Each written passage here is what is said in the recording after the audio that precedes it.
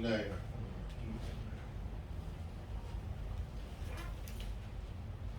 وعن ابي هريره رضي الله تعالى عنه قال رسول الله صلى الله عليه وسلم: ورب صائم ليس من صيامه الا الجوع، ورب قائم ليس له من قيامه الا السحر.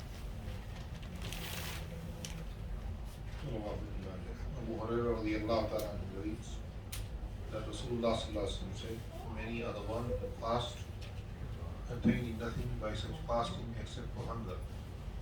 And many are the ones who perform Salah by night, attaining nothing by except for the discomfort of staying awake at night.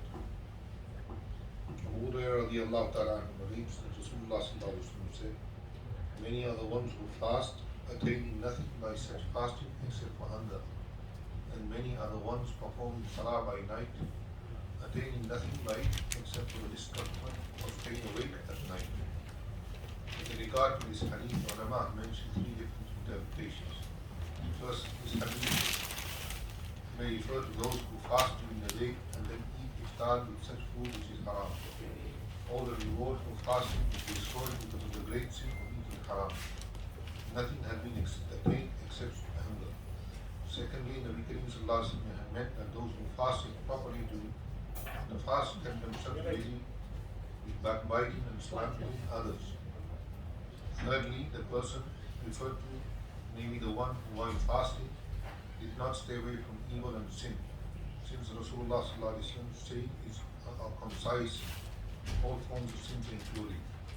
Likewise, in the case of Salah all night, when because of backbiting or other sinful act, allowing Fajr Salah to pass by, his noble act goes unrewarded. وعن ابي عبيدة رضي الله عنه قال سمعت رسول الله صلى الله عليه وسلم يقول: الصيام جنة ما لم يخرقها. Abu Ubaidah radiallahu anhu reports that Rasulullah sallallahu alaihi wasallam said, fasting is a protective covering for a man as long as he does not tear that protection.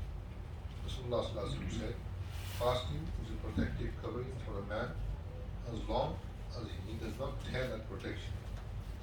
Protective covering here means such as a covering whereby a man protects himself from his infamous enemy, shaitan.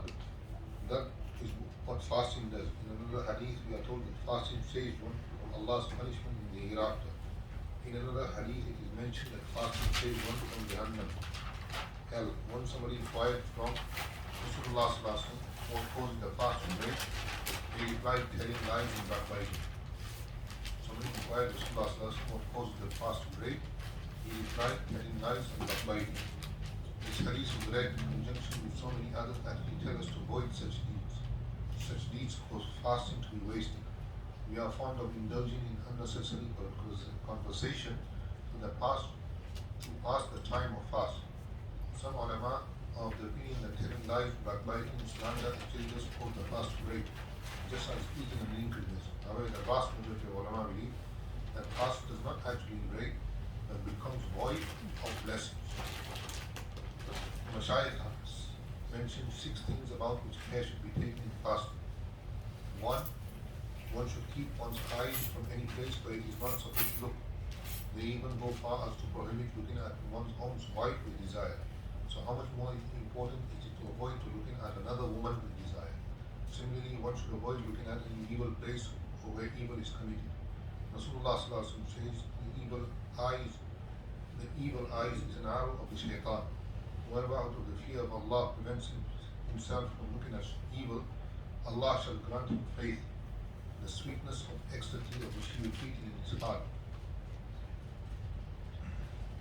Secondly, guarding the tongue against telling lies, unnecessary conversation, backbiting, arguments, swearing. In Bukhari, we read that the fasting is a deterrent for the fasting person. For this reason, those who fast should avoid all nonsensical talk, joking arguments. Should anyone begin an argument, then say, I'm fasting. In other words, one should not start an argument, and when someone else starts it, then too one should avoid it. When the one who begins an argument is a reasonable person, then say to him, I am fasting. when the one who starts an argument is a foolish person, then one should remind oneself that I am fasting and must not respond to such meaningless things. One must particularly abstain from backbiting and lies. During the time of Rasulullah, two women were fasting and suffered such extreme hunger that the fast became unbearable, both were on the point of death. The Sahaba brought this to the notice of Rasulullah, who sent a bowl commanding them to vomit it, and they both vomited pieces of meat and fresh blood were found. The Sahaba were greatly surprised. The Prophet said they fasted and avoided eating haram food from Allah, but partook of haram food by backbiting other people. Something else that becomes clear from the foregoing, that backbiting fasting becomes so much more difficult for this reason. Both women almost died. Similarly is the case of sinful acts. Every experience shows that fearing one's fasting has no adverse effect, whereas the willful transgressors mostly find it difficult. If you wish to fast, it will be easy to abstain from sins, especially backbiting. Allah says in the Quran that backbiting is the eating of flesh of one's brother. We find this description in the Hadith. Rasulullah seen a group of people said, pick your teeth, they cried, we did not partake in meat today. Nabi said, a certain person's meat is sticking to your teeth. This meant that they were involved in backbiting. May Allah keep us away from this evil, because we are very neglectful of this. All are guilty of this.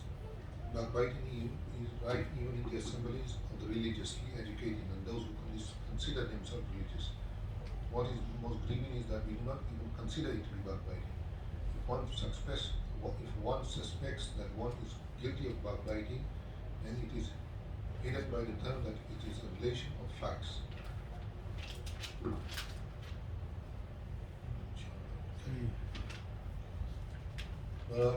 As-sawmu junnah. The Islam said the fast is a shield. So until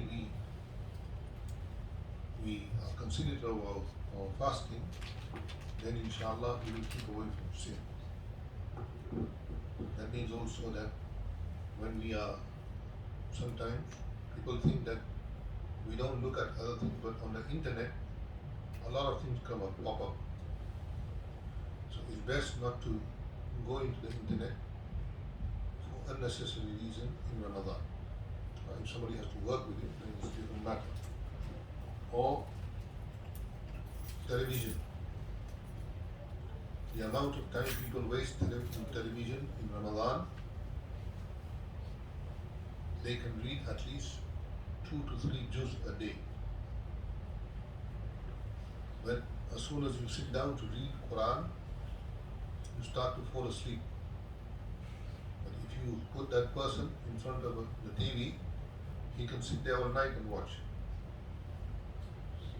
This is because our tabi'ah, our nature has become infested. This is how become our nature. That we cannot listen, or we cannot recite or read anything to do with deen. Even now, whilst we are mentioning, people are talking. Whilst I am mentioning, people are talking. Because this is the habit that has become normal to us. And whenever something of deen is mentioned, we shut our ears. They open, but they shut. And if I started to talk about what happened today in the world, people when they come to the Masjid, they want in the khutbah to talk about what is happening around the world today. They don't want to hear about what is going to happen in the hereafter. They don't want to hear about what is going to happen in the grave. They don't want to hear about Jahannam. Jannat sometimes. Jannat sometimes. But Jahannam definitely nobody wants to hear about. Why? Because we don't think that we will go to Jahannam. Allah Ta'ala save us. But the last Ashra of Ramadan is about Itqum min al-Nar. It's about being saved from the fire of Jahannam. So Allah Ta'ala says, فَمَنْ شَاءَ فَلْيُؤْمِنْ وَمَنْ شَاءَ فَلْيَكْفُرْ. If you want, you can believe. And if you want, you don't need to believe. إِنَّا أَعْتَدْنَا لِلظَّالِمِينَ نَارًا. We have made ready Jahannam for those we have made it ready. Jahannam is there, Jannat is there. We cannot see it until we die. We have to believe in it. In Urdu, the Shair says, मानता है तो करके देख, न माने तो मर के देख. Jannat bhi hai, Jahannam bhi hai. He says, if you believe, do. If you don't believe, die. You'll see it then. People only believe in what they see. This is generally the habit of people. They only believe in what they see. If they don't see something, they believe that it doesn't exist. Jannat exists. Jahannam exists. Like the sun exists. It will come out in the morning. And the night exists. It comes out after the sun sets. The stars in the sky exist. So Allah's Jannat exists. Allah's Jahannam exists. The ayats of the Quran that we pass, today we will pass some of the ayats of Jahannam. We will also pass the ayats of Jannat also. You know, reciting the Quran, these ayats are passed. We don't have time to ponder over it. Because as soon as we do salam, people are ready to leave, run for home. But if we sat in the Quran, and if you looked at it, today the ayat will come, وَمَثَلُ كَلِمَةٍ خَبِيثَةٍ كَشَجَرَةٍ خَبِيثَةٍ اجْتُثَّتْ مِنْ فَوْقِ الْأَرْضِ مَا لَهَا مِنْ قَرَارٍ يثبت الله الذين آمنوا بالقول الثابت في الحياة الدنيا وفي الآخرة ويذل الله الظالمين ويفعل الله ما يشاء. Here عذاب القبر is mentioned. People doubt that. Some people actually reject it. They said we don't see any azab al-qabr. When we find people's today, somebody sent me a clip. It was a clip about a very influential person in the 50s, 1950s. Muslim person. So he partook in dishonoring Rasulullah sallallahu alaihi wasallam. He was a very high official.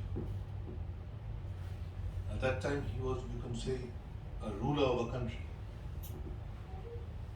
So he partook and he helped those people who deny Rasulullah sallallahu alaihi wasallam, who deny Isa alayhi salam, who deny Musa alayhi salam. He helped them. So he died. After some time he died. So somebody who sent me the clip, I was amazed when I saw the clip. He said that he is buried in a Muslim country in a Christian graveyard. He is buried in a Muslim country in a Christian graveyard. He was a Muslim. He was a Muslim. His name is Mohammad something. I can't remember the whole name. But he was a Muslim. Part of his name was Mohammad. But he was buried in a Christian graveyard. So the question arose that why was he buried in a Christian graveyard? Because his wasiyah was that he should be buried in Medina. That was his wasiyah. So because he died suddenly, they had to bury him. So they buried him. The only place they could find at that moment was a Christian graveyard, so they buried him. So after 2 years or 3 years, they thought now we need to transfer his body to Medina or Makkah. So they went to dig the grave. So when they dig the grave, they found a scorpion, huge scorpion sitting on it.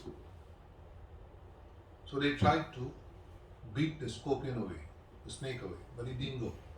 So what they did was they put some kind of poison that would have killed the snake. So they put it on the ground, they buried, and after some days they came back. They thought that now, if there is a snake in there, it would have died. When they opened the grave, the snake came out. So they asked the ulama. The ulama said, "This is adab al-qabr. Bury him with the snake." They buried him with the snake.